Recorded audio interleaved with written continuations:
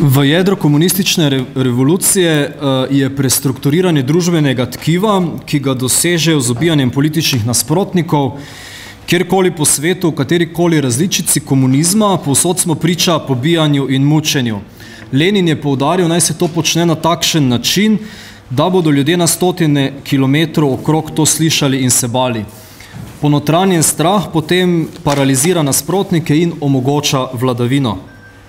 Ob formalnem sestopu z oblasti je prestrukturirana partija ohranila nadzor nad glavnimi centri moči, zlasti kapitalskimi, ki odpirajo nove in nove oblastne vzvode, medije, sindikalne strukture, športne, kulturne in druge organizacije, zveze, zlasti pa šolo, še zlasti družboslovne vsebine v šoli, pri čemer naj izpostavim pouk zgodovine, kjer je povzeta zelo simplificirana črno-bela razlaga preteklosti, zapisana stališča zmagovalcev.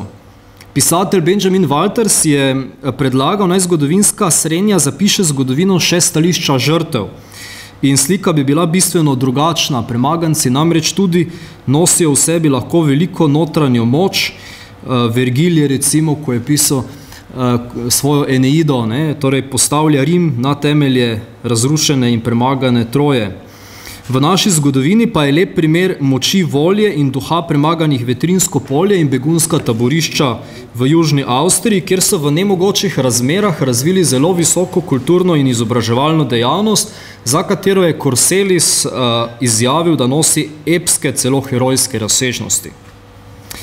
V tistih, torej v razseljenih demokratičnih skupnostih se je v povojnih letih razvila tudi odločitev za svobodno slovensko državo. Medtem je revolucionarni tabor doma uničil strankarstvo in demokracijo in na novo spisal zgodovino vulgarno dialektično, pri čemer so povsem neargumentirano predstavili Mahniča kot razdiralca sloge in povzročitelja totalitarnega katolicizma, temu pa dodali še nacionalno nespravljivost, socialno brezčutnost, razsutje strankarstva in politično enoumje z represijo, ostri ideološki boj doma in zemlje lačno sosedstvo na meji, ki komaj čaka na 6. april. Če bi polarizacija res bila tako močna, kot jo predstavljajo, bi politični umori med Slovenci se najbrž začeli že pred letom 1941, pa se niso. Na vse izkrivljeno interpretirane tenzije razlagalci zgodovine učencem postrežejo komunistično revolucijo kot logični odgovor. Izraze revolucije nekateri niti ne uporabijo ali pa vsaj ne pojasnijo, da se za revolucijo skrivajo teroristične akcije, brutalni uboji, mučenja. Po razlagi pisca zadnjega učbenika za zgodovino na gimnazijah so bili ti poboji za katoliške politike, pravi kaplja čez rob, ki je povzročila nastanek protirevolucionarnega tabora. Če je bil to povod, se pravi kaplja čez rob, kaj je bil potem vzrok, da se je protirevolucionarni tabor organiziral.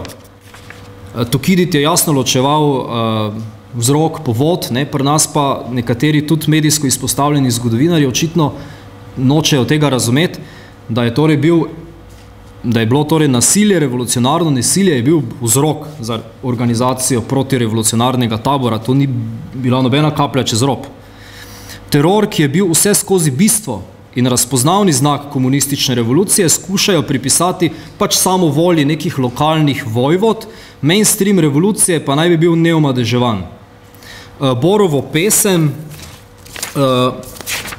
ki med drugim pravi: razpnite čez ves svet vešala, vaš boj so rob, požig umor, divjajte, krije zakričala, glavo je dvignil v nas upor, so raje izpuščali, kadar so ponatiskovali njegove pesmi, ker je v žaru borbe očitno povedal preveč.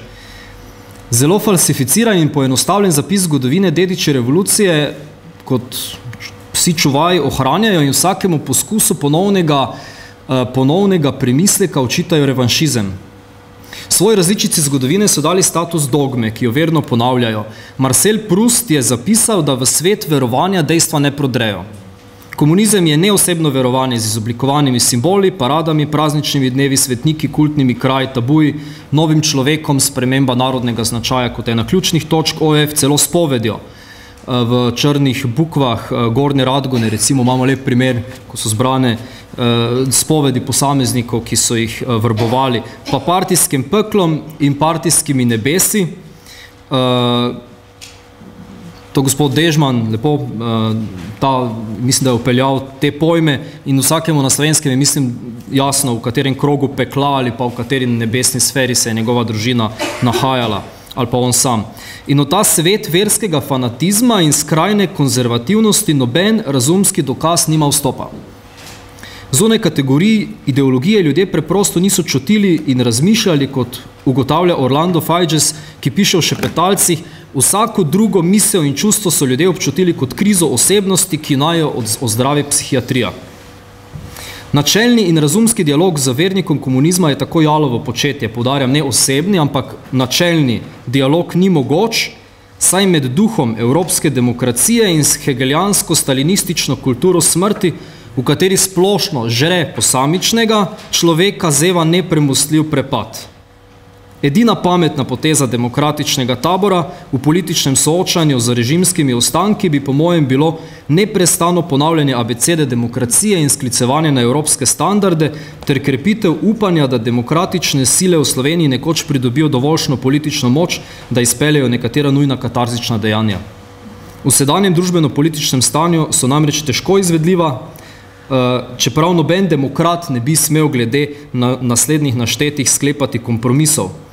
Ta dejanja, ki bi morala teči sočasno, so prvič pokop, ki vključuje spoštovanje do teles pokojnih, strah pred svetostjo kraja pokopa in ohranjanje spomina na pokojne, pa tega ne bom razčlenjeval, ker je gospod Černič to že lepo naredil, odstranitev totalitarnih reliktov po vzoru nemške denacifikacije, ki naj vsebuje prepoved revolucionarne simbolike in organizacij, prepoved javnega poveličevanja vodilnih zločincev in njihove temne mistike, prevetritev zgodovinskih vsebin v šoli ter odstranitev komunističnih mitov iz šolskega sistema, vse s ciljem metafizične inverzije in vzpostavitve neizkrivljenega spomina, ki nas edini lahko spet počloveči, saj nas obrne k našemu bistvu, v našo notranjost, kot so nekoč lepo ugotovili naši sosedje, ko so skovali izraz Erinnerung.